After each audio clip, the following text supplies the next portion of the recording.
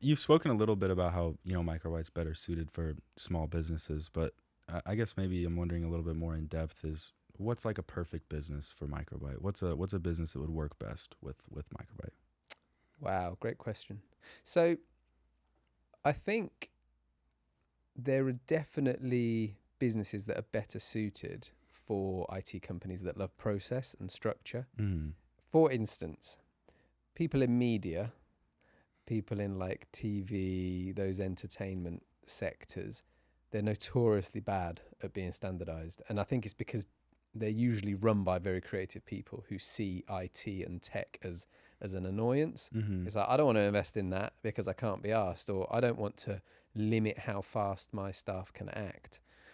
So those sorts of businesses, although we can help them, they usually always have to come out of some sort of trauma, some sort of big bad security issue, and then they gradually start to come around to the fact that no, you need controls in place. So starting at that end of it, like that's the sort of business that needs help, but actually often they resist it. Yeah. Where we can add the most value from experience are those sorts of businesses, anything from around sort of 10 members of staff up to 300, believe it or not. Mm-hmm. But the ones who have got around 20, 30 staff, they're usually still growing, and they're at that point where you can add maximum value, but they're not too big that it's like a big deal to try and implement an onboarding process Right. or an offboarding it's like, no, you've got to lock down those files and folders. Like, you haven't Mm-hmm. usually got to have those arguments.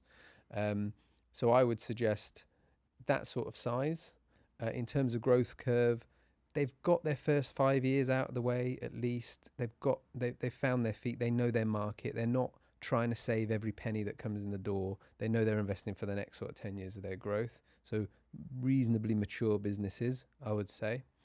Um, but those mature businesses that haven't yet ironed out those processes of what good IT looks like. Right. So it kind of sounds like the perfect client for Microbyte would be someone who needs IT services, but someone who can adapt to our, practices and Yeah, guidelines and things like that. looking for guidance, exactly right. Mm-hmm. If they know they need to change, they've had a few bad incidents with staff or with security or whatever else, and they're like scratching their head again, there must be a better way than Yeah. this.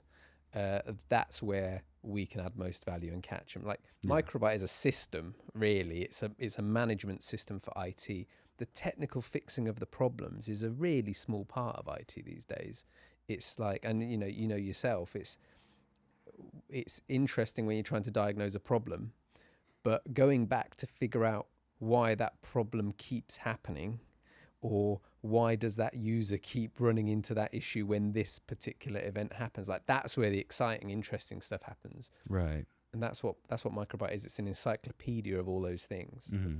how we're going to make it so much better.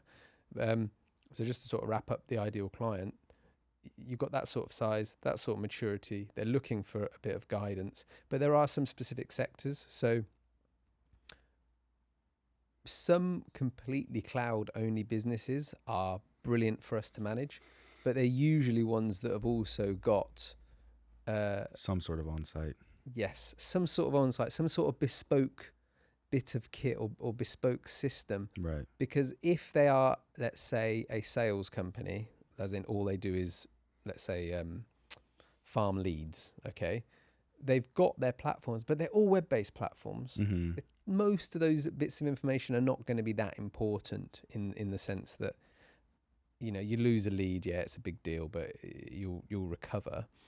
um, and so those things are quite difficult to convey the benefits of a fully managed IT system to those sorts of businesses, Right. because they don't necessarily live in a high risk world. However, um, take a business doing manufacturing, okay, and they're making widgets 24 hours a day. One of their CNC machines goes down. That's a big problem, because they've Yeah. got logistics issues. Their trucks are going to be queuing up, staff standing around doing nothing. Like, reliability of systems is what dictates how much value we can add half of the time, because we want to be an insurance policy.